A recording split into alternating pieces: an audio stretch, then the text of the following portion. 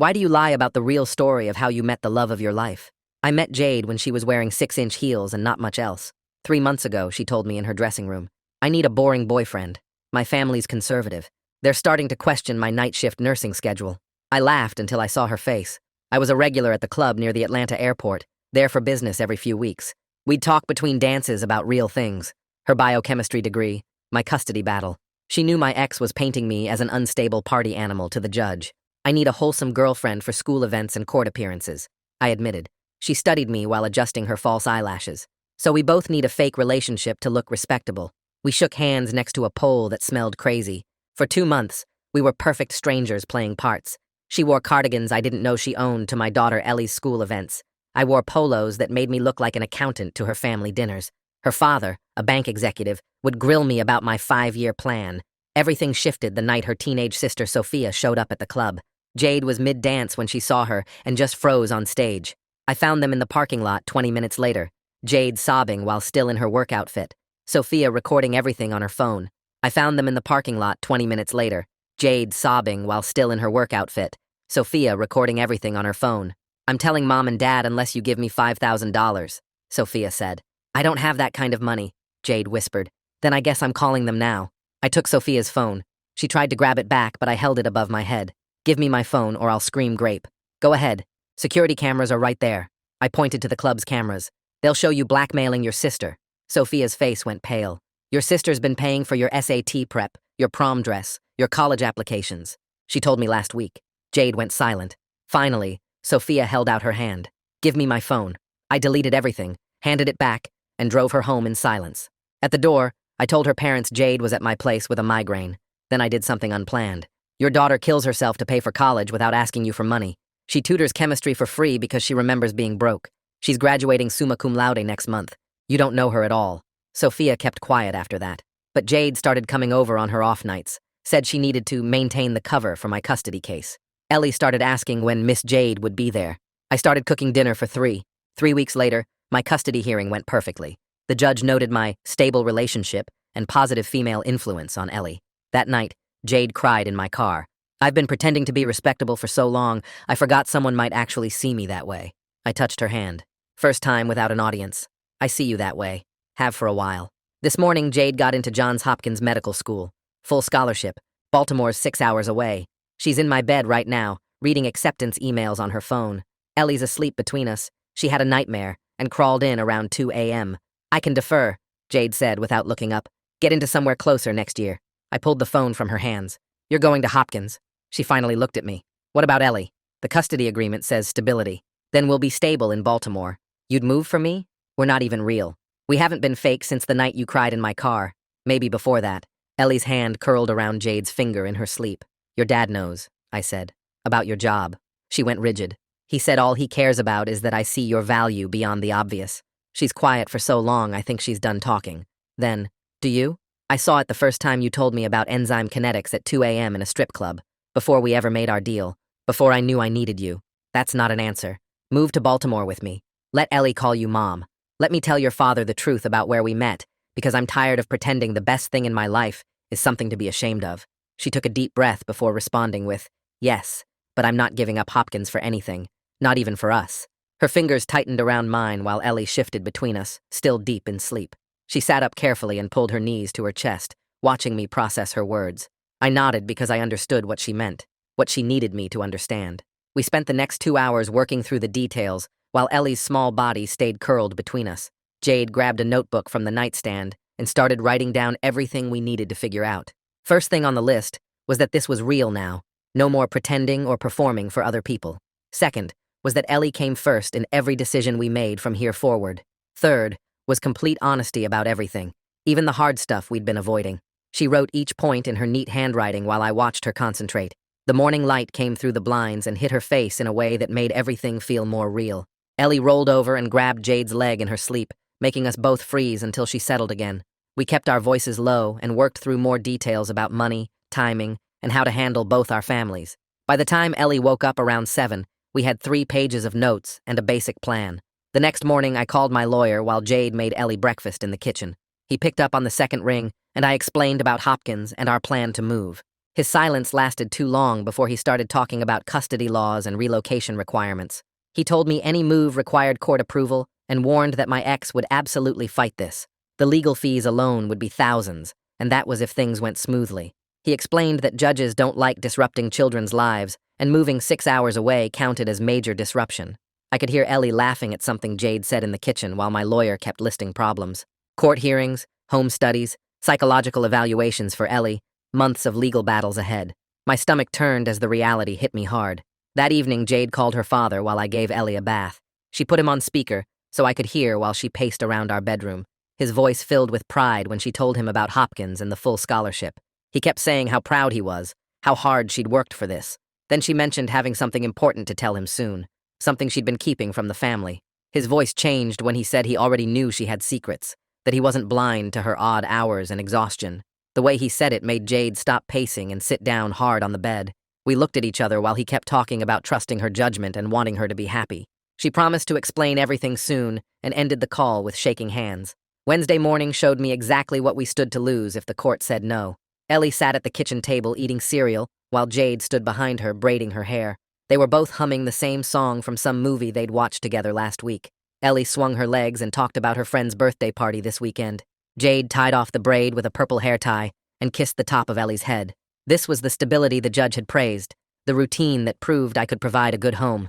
Moving to Baltimore would destroy all of this careful balance we'd built. My ex could use any disruption as ammunition to take Ellie away completely. I watched them together and felt sick, thinking about losing either one of them. After dropping Ellie at the school, I sat in my car and called my ex. She answered with her fake professional voice that meant she was at work. I explained about Jade getting into Hopkins and our hope to relocate as a family. The silence stretched before she started talking in that cold, calculated voice she used in court. She said she'd file an emergency motion today to prevent any changes to Ellie's life. She threatened to demand full custody if I tried to disrupt Ellie's stability. She'd already thought through her attack, probably had her lawyer on speed dial. I tried explaining that we'd make the transition smooth for Ellie, but she cut me off. She ended the call by saying her lawyer would be in touch. By Friday afternoon, we'd scheduled an intake appointment with Joyce Taylor for the following week. My lawyer had recommended her as the best mediator for interstate custody issues. Her office confirmed she had experience with relocation cases and might help us find middle ground. The appointment would cost $500 just for the initial consultation. Everything about this move seemed to have a price tag attached. Jade gave her 2-week notice at the club that night, which meant losing her main income immediately. The manager tried to convince her to stay, offered her better shifts and a bigger cut of the private dances. She shook her head and cleaned out her locker while I waited in the parking lot. When she got in my car, she had a small bag of costumes and makeup. We drove home in silence, and then sat at the kitchen table with a calculator and bank statements. Without her dancing money, our budget got tight fast. Rent, Ellie's school expenses, groceries, gas, and now legal fees. The numbers didn't work no matter how we arranged them. We'd need my work transfer to come through, or we'd burn through savings in 2 months. Monday morning, I met with Leighton Corbett from HR about transfer possibilities. He pulled up the Baltimore office information on his computer while I sat across from his desk. There was an opening, but the position paid 15% less due to market differences. He mentioned possible remote work for 3 months during any transition period. Every option meant taking a financial hit while our expenses went up. He promised to submit the transfer request, but warned it could take weeks for approval. That afternoon, Jade video called Vikram Singh at Hopkins about her enrollment options. She sat at our kitchen table taking notes while he explained stipend amounts and student housing. The stipend would barely cover her living expenses and definitely wouldn't help with Ellie's costs. He confirmed she could still defer for a year if needed, but encouraged her not to give up this opportunity. She wrote down every detail in her notebook, underlining the important parts twice. That night after Ellie went to bed, I brought up the idea of telling her parents everything at dinner next weekend. Jade's whole body went stiff on the couch beside me. She said she wasn't ready, but I reminded her that hiding was getting harder every day. We picked Saturday, and she started practicing right there in the living room while I made us tea. She kept getting stuck on the word stripper and starting over from the beginning. I watched her hands shake as she tried different ways to explain how we really met. She'd say she was a dancer, then an entertainer, then someone who worked nights, but never the actual word. Each time she got close to saying it, she'd stop and take a deep breath before starting the whole speech again. I stood at the stove stirring pasta for tomorrow's lunches while she practiced behind me. Her voice would get smaller every time she reached the part about the club. By the 10th try, she was just whispering, and I could barely hear her from the kitchen. 2 days later, she texted Sophia asking to meet for coffee without me there. Sophia picked a Starbucks near their parents' house, and showed up 20 minutes late on purpose. Jade told me later that Sophia sat down with her arms crossed and wouldn't make eye contact at first. They sat there in silence for 5 whole minutes before Jade finally said she needed to know there wouldn't be any more blackmail attempts. Sophia got defensive and said she'd already deleted everything months ago. Then she admitted she'd been scared of losing her sister to Baltimore and jealous that Jade had her life together. They didn't hug when they left, but Sophia did say she'd keep quiet about everything. Jade came home with red eyes, but said it felt like progress, even if it wasn't perfect. The next morning, I walked into my boss's office and asked for a meeting about remote work options. He leaned back in his chair and asked if this was about the Baltimore situation he'd heard about from HR. I explained about Jade's medical school and needing flexibility during the transition. He pulled up my sales numbers on his computer and pointed out that I'd exceeded targets for 6 straight quarters. After 20 minutes of back and forth, he agreed to 3 months of remote work if I could maintain my numbers. It wasn't a permanent solution, but it would buy us time to figure out the next steps. I left his office feeling like I could breathe for the first time in days. Friday of the 3rd week started normal until the receptionist called saying I had a certified letter at the front desk.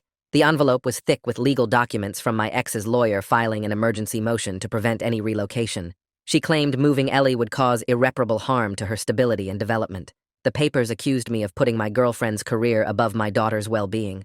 My hands shook as I read through page after page of accusations designed to paint me as selfish and irresponsible. I sat in my car for an hour, just staring at the papers before calling my lawyer. He said we'd need to respond within 10 days and start gathering evidence that the move would actually benefit Ellie. That weekend, my ex's lawyer called Jade directly and said they'd subpoena all her employment records if we pushed forward with the move. Jade hung up and immediately called Vikram at Hopkins in a panic. She was crying so hard she could barely explain what was happening. Vikram stayed on the phone for 40 minutes, assuring her that Hopkins wouldn't care how she paid for undergraduate. He said they'd admitted students who'd done far worse things to pay for school. She sat in the parking lot of the grocery store crying with relief while I rubbed her back. When she finally stopped shaking, we went inside and bought ice cream for Ellie like nothing had happened. Her father called that evening offering to help us financially with the move and legal fees, but he said we'd need to maintain separate apartments until the custody situation got resolved. He wasn't trying to be difficult, just protecting his daughter from more instability if things went badly. It stung hearing him say it, but we both understood his logic. He transferred $5,000 to Jade's account that night with a note saying it was for whatever we needed.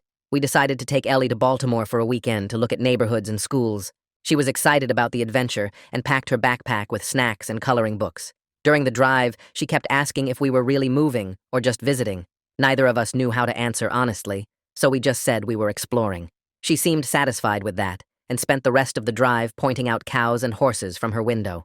Kingston Peck met us at the first apartment on Saturday morning with a folder full of listings. The first place was tiny but close to campus and in our price range. The second was bigger but 40 minutes from Hopkins with no good schools nearby. The third was perfect, except the rent was $800 more than we'd budgeted. Jade tried to hide her disappointment as we left each viewing.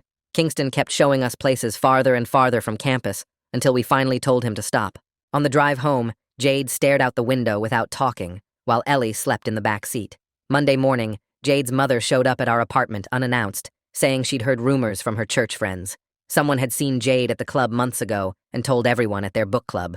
Her mother's face was red, and she kept her voice low so Ellie wouldn't hear from her room. She accused Jade of ruining the family's reputation and embarrassing them in front of everyone they knew. Jade stood her ground and said she'd done what she had to do to pay for school. Her mother left after 20 minutes of arguing, but Jade cried the entire drive to campus afterward. She called me 3 times just to hear my voice between classes. Our first mediation session with Joyce Taylor happened 2 weeks later in a small office downtown. Joyce made us both tell our sides without interruption while she took notes on a yellow legal pad. When it was my turn, I had to admit why I'd been at the club so often in the first place. I explained about the divorce and custody battle making me feel powerless and how watching dancers felt like the only thing I could control. Joyce didn't judge, but something about her neutral expression made it harder than if she'd criticized me. I proposed a gradual transition plan where we'd split time between cities for Ellie's adjustment. Joyce wrote everything down and said she'd prepare a formal recommendation for the court. 3 days later, my coworkers asked me to grab drinks after work, but I made up an excuse about Ellie needing help with a science project. I drove straight home and spent 2 hours cutting out planets from cardboard while she colored them. My ex had started hiring a private investigator after the mediation session, and I knew any slip-up could hurt us in court.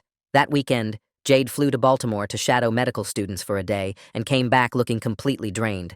She showed me the schedule they kept and it was brutal with classes starting at 7 in the morning and study groups running past midnight.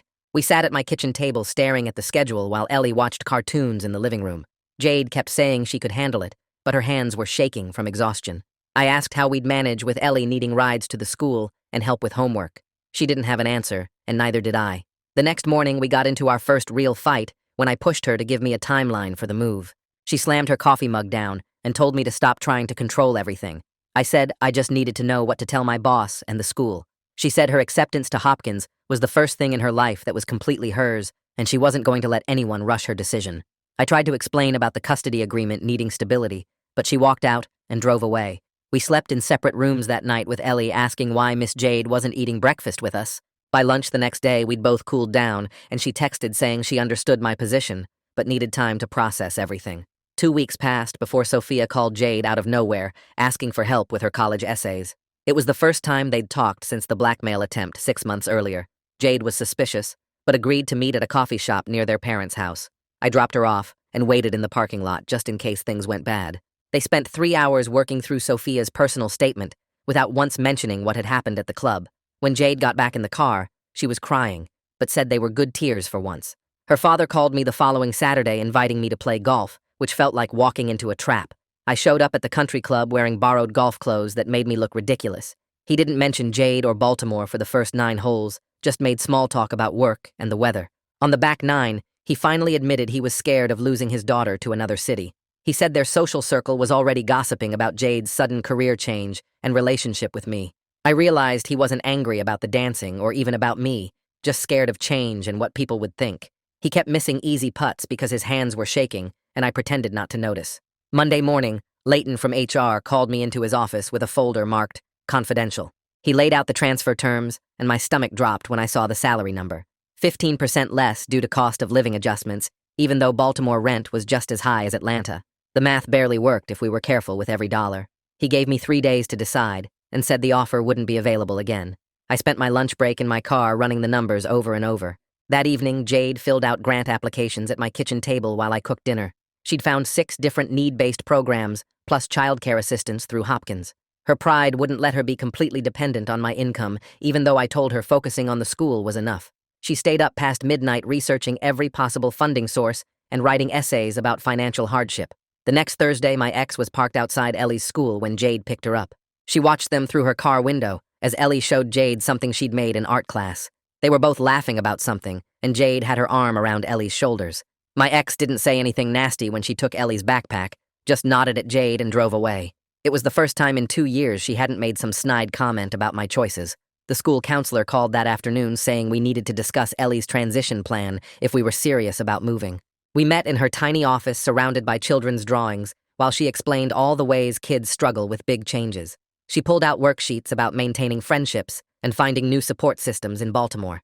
We spent 2 hours creating detailed plans for therapy sessions and video calls with Atlanta friends. She kept emphasizing how much structure Ellie would need during the adjustment period. The meeting made everything feel more real and more complicated than we'd imagined. That weekend, I put my second car up for sale to build our savings for the move. It was just a car, but I'd bought it right after the divorce when I needed to feel like I had some control. I spent an hour sitting in it before the buyer showed up, remembering all the times I'd driven to the club just to forget my problems.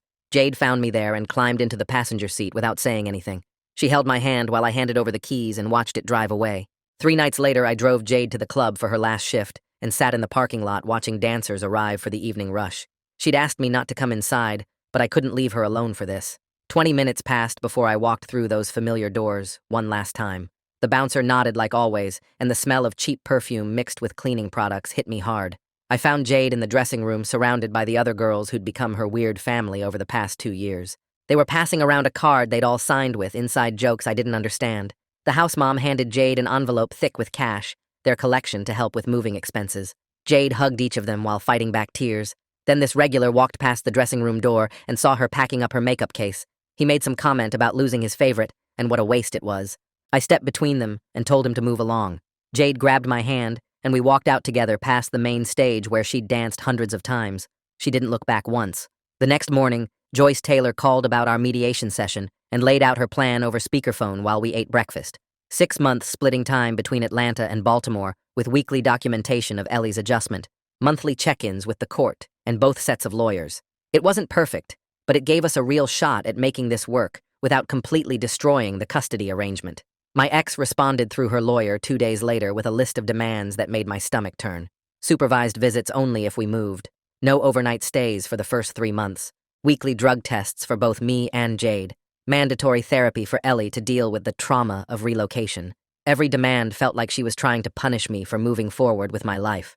We spent hours on the phone with Joyce negotiating each point while Ellie played in the next room, completely unaware that adults were bargaining with pieces of her childhood. The court date got scheduled for 3 weeks out, and my lawyer started preparing our defense. He warned me they'd bring up everything about Jade's past, trying to paint her as unfit. We practiced responses in his conference room while Jade sat perfectly still, memorizing the exact words she'd need to say. She had to explain working at the club without sounding ashamed, but also without sounding proud. The balance was impossible, but she kept trying. That Saturday morning, Jade's mother showed up at my apartment without warning. She stood at the door asking if Jade had enough money, if she was eating properly, if I was treating her right. The ice in her voice had melted just enough to show actual concern underneath. She handed Jade a check for $5,000, said it was for medical school expenses, then left without ever actually coming inside. Progress came in the smallest, most painful steps. Monday afternoon, Leighton called me into his office with the verdict on remote work. 3 months approved for the transition period, but I'd need to fly back for monthly meetings. The relief hit me so hard I had to sit down. It wasn't permanent, but it bought us time to figure out the rest. We could actually try to make Baltimore work. Kingston Peck met us at a building 40 minutes from campus the next weekend. The apartment was small, and the kitchen had seen better days, but it was near a decent elementary school. We signed the lease using most of our combined savings for deposits and first month's rent. Jade kept talking about how the commute wouldn't be that bad, even though we both knew 40 minutes each way would be brutal with her study schedule. 2 weeks before the hearing, we started packing up my place. I found a box of photos from my party days stuffed in the back of the closet. Pictures of me at clubs, clearly drunk, surrounded by people I didn't even remember.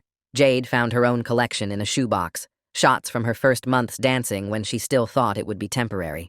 We sat on the floor sharing the stories behind each photo, all the shame and bad decisions we'd been hiding. She told me about the first time she got on stage, how she threw up afterward. I told her about the nights I'd driven drunk with Ellie's car seat in the back. The honesty hurt, but we needed to know each other's worst parts before standing up in court together. The morning of the custody hearing arrived too fast. My ex's lawyer opened with Jade's employment history, complete with printed screenshots from the club's old website. He called it an environment of drugs and exploitation. Jade sat straight in her chair and explained clearly how she'd worked to pay for school, to support Sophia, to graduate without debt. She didn't apologize or make excuses. When he pushed harder about the influence on Ellie, she listed every school event she'd attended, every homework session she'd supervised, every bedtime story she'd read. The judge took notes without any expression that might tell us which way she was leaning. After 3 hours of testimony and arguments, the judge announced her decision. 6 months of supervised transition with specific requirements for documenting everything. Weekly reports on Ellie's academic progress, social adjustment, and emotional state. Monthly evaluations by a court-appointed child psychologist. If we met every requirement and Ellie showed positive adjustment, she'd consider permanent approval. It wasn't the yes we wanted, but it wasn't no either. We had our chance to prove this could work, even if that chance came wrapped in legal requirements and constant scrutiny. We sat in my car outside the courthouse for 20 minutes without saying anything. The parking meter expired, but I couldn't make myself move to feed it. Jade finally pulled out her phone and started making a list of everything the judge wanted us to track. School attendance records, behavior charts, counseling notes, medical checkups, social activities, weekend schedules. Her fingers moved fast across the screen while I watched other families leaving the courthouse. Some looked happy, others destroyed. We were somewhere in between. I started the car and drove us to pick up Ellie from the school. She ran to the car carrying a paper turkey she'd made for Thanksgiving. Jade helped her buckle in and asked about her day like nothing had changed. That night, we sat at my kitchen table with 3 notebooks and color-coded folders. We'd document everything exactly how the court wanted it. Every meal, every homework session, every bedtime story. The next Monday, Jade started orientation at Hopkins. She left Atlanta at 4 in the morning to make the 8 o'clock session. I tracked her location on my phone, watching the little dot move up I-85 through 3 states. She sent me pictures of the lecture halls and labs between sessions. By Friday afternoon, she was back in Atlanta, exhausted and running on gas station coffee. Ellie noticed the dark circles under her eyes and asked if she was sick. Jade said she was just excited about school. We spent that weekend setting up Ellie's transition plan with her counselor. The woman had us fill out behavior tracking sheets with columns for mood, sleep, appetite, and social interactions. Ellie colored in the margins while we talked about warning signs to watch for. The counselor gave us a binder full of worksheets and scheduled weekly check-ins. Everything had to be documented. I flew to Baltimore the next week to set up our apartment while Jade stayed with Ellie. Kingston showed me how the heat worked and where to find the circuit breaker. The place smelled like fresh paint, but the walls were thin. I could hear the neighbor's TV through the bedroom wall. I bought an air mattress and basic kitchen stuff from Target. Set up Ellie's room with her favorite colors, even though she wouldn't see it for weeks. Jade studied at both kitchen tables now. Atlanta on weekends with Ellie doing homework beside her. Baltimore during the week with medical students half her age. She found a study group that met at the library on Tuesdays. They were all older students with kids or second careers. One woman had been a teacher for 10 years before starting med school. They understood missing study sessions for school plays. We documented everything. Ellie's teacher sent daily behavior reports that we filed in the court folder. Her appetite was normal, her grades stayed steady, she played with friends at recess. Some days she seemed sad and we wrote that down too. The counselor said that was actually healthy. Kids needed to process change, not pretend everything was perfect. After 3 weeks of driving back and forth, Jade's car started making a grinding noise. The mechanic said the brakes were shot from all the mountain driving. $800 we didn't have. Then her textbook list came out, and the required materials cost another $1,000. We sat at the kitchen table looking at our bank balance on my laptop screen. The numbers didn't work, no matter how we moved them around. My ex picked up Ellie one Saturday and watched her walking to the car with Jade. They were singing some song from a movie Ellie loved. My ex stood there for a minute just watching them together. When Ellie got in the car, my ex said something to Jade. Not mean, just quiet. Jade nodded, and my ex drove away. Later, she texted me that Ellie could stay an extra night next weekend if we needed time to handle the move. Small progress. Sophia called Jade on a Tuesday night while she was studying pharmacology. I heard Jade's side of the conversation from the kitchen. Sophia wanted to visit Baltimore, see the medical school, maybe stay for a weekend. Jade kept saying she'd have to check the schedule. After she hung up, she sat there staring at her textbook without reading. 2 weeks later, Sophia took the train up from Atlanta. I picked her up at Penn Station while Jade was in class. She looked older somehow, wearing a college sweatshirt instead of the designer clothes from before. We drove to campus, mostly in silence. She asked how Jade was doing, really doing. I told her tired but happy. When Jade came out of the medical building, Sophia actually ran to hug her. They went to lunch at a sandwich place near campus. I gave them space, said I had errands. When I came back 2 hours later, they were still talking. Sophia was crying a little, but also laughing. Jade looked lighter somehow. Her father visited the next month. He flew up on a Thursday to tour the neighborhood and see Ellie's future school. The principal showed us the second-grade classrooms and the playground. He asked about test scores and enrichment programs, took pictures of everything. That night at dinner, Jade explained her research project about protein synthesis. Her father asked real questions, not just polite ones. When she pulled up diagrams on her phone, he leaned in to actually look. He stayed until Sunday, even helped me fix a leaky faucet in the Baltimore apartment. Before he left, he shook my hand and said Jade seemed happy. The words meant more than they should have. Then our car's transmission went out completely. The repair estimate was $3,000. We didn't have it. Jade's next round of textbooks was due. The specialized anatomy software alone cost $400. We looked at credit cards, but the interest rates were insane. I sold some old electronics on eBay. Jade picked up tutoring gigs when she could. We ate a lot of rice and beans that month. On a Wednesday afternoon, 2 things happened. Jade's stipend finally posted to her account.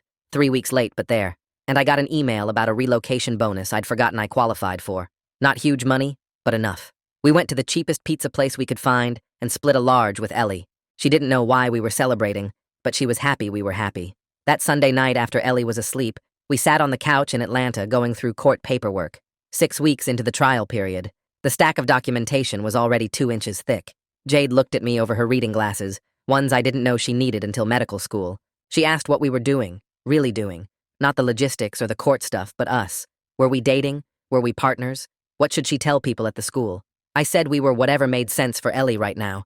Labels could wait. We were building something real, and that mattered more than what to call it. She agreed to full commitment without any rush toward bigger steps. Ellie needed stability more than we needed definitions. We'd be partners in everything that actually mattered. The documentation, the driving, the exhaustion, all of it, together. Joyce Taylor sat across from us 3 weeks later with our thick folder of documentation spread across her desk. She flipped through the behavior charts and school reports, while my ex shifted in her chair. The positive adjustment indicators were all there in black and white. Ellie's grades stayed steady, and her teacher wrote about improved focus in class. Joyce recommended formalizing joint custody across state lines with a structured calendar that would give everyone predictability. My ex looked at the proposed schedule and actually nodded. She agreed to alternating weeks during summer and specific holidays split fairly. It was more progress than we'd dared hope for after months of fighting. The court ordered us into a co-parenting workshop the following week at a community center downtown. We sat in plastic chairs with 5 other divorced couples, learning communication techniques I should have known years ago. The instructor made us practice using I statements instead of accusations. My ex and I worked through a mock scheduling conflict without raising our voices once. She even admitted that our old pattern of arguing wasn't helping Ellie. By the 3rd session, we could discuss pickup times without the tension that used to fill every conversation. Ellie noticed the change immediately and started smiling more when we did exchanges. 2 months passed before Jade's white coat ceremony at Hopkins arrived on a humid Friday afternoon. Her mother drove up from Atlanta, despite everything that had happened between them. I watched her walk into the auditorium wearing the same pearls she wore to every important event. Jade found us in the crowd and waved nervously. When they called her name and she walked across that stage, her mother started crying. Not the angry tears from before, but something else entirely. Pride broke through all the disappointment as she watched her daughter receive that white coat. They didn't discuss the past at the reception afterward, but they stood together for photos. Her mother touched the fabric of the coat and said it suited her. Small words, but they meant everything. The court finalized our custody arrangement 2 weeks later, in a hearing that lasted less than 20 minutes. The judge reviewed our compliance with the trial period requirements and commended our cooperation. She specifically noted Ellie's positive adjustment to the new arrangement. We walked out with legal certainty for the first time in months. Clear schedules and expectations for both households were now court orders, not suggestions. My ex and I shook hands in the parking lot like business partners closing a deal.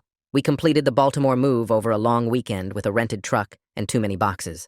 Ellie started at her new school the following Monday with all her support systems in place. The counselor there already had her file and transition plan ready. She made a friend named Lucy on the first day who showed her where the good swings were. Ellie came home chattering about her new teacher who let them have a class pet turtle. Our new life was officially beginning in a 2-bedroom apartment that smelled like fresh paint. Tuesday evening 3 weeks later found us in our rhythm without trying to force it. Jade spread her pharmacology notes across half the kitchen table while I helped Ellie with double-digit subtraction. We ordered Chinese food that we ate on real plates instead of from the containers. Ellie told jokes she'd learned at the school that didn't quite make sense, but we laughed anyway. Jade reached over to fix Ellie's pencil grip without looking up from her studying. I cleared the dishes while they worked, thinking about how these ordinary moments were everything we'd fought for. That weekend, I sat down to write Jade's father a letter I'd been drafting in my head for months. I told him the complete truth about meeting his daughter at the club near the airport. I explained how we'd started as strangers playing parts, but became something real. I wrote about watching her work herself to exhaustion for her family while hiding her shame. I told him about the night with Sophia and how Jade had protected everyone but herself. I wrote about her intelligence and determination and how she'd saved my relationship with Ellie. I mailed it on Monday without telling Jade. He responded 4 days later with just 2 lines about seeing our happiness at the white coat ceremony and respecting our journey. It was enough. Tonight, I'm standing in our kitchen making tomorrow's lunches while Jade studies at the table. Ellie sits beside her coloring with the expensive markers Jade bought her last week. They're both in their pajamas, even though it's only 7:30. Jade absently runs her hand through Ellie's hair while reading about drug interactions. Ellie leans into her without realizing she's doing it. I spread peanut butter on bread and think about how choosing truth over performance gave us this beautifully ordinary life. We're exactly where we belong. I really appreciate you hanging in there with me today. All the questioning, all the wondering. It's been so meaningful to explore these moments with you. Until we meet again, if you made it to the end, drop a comment. I love reading all your comments.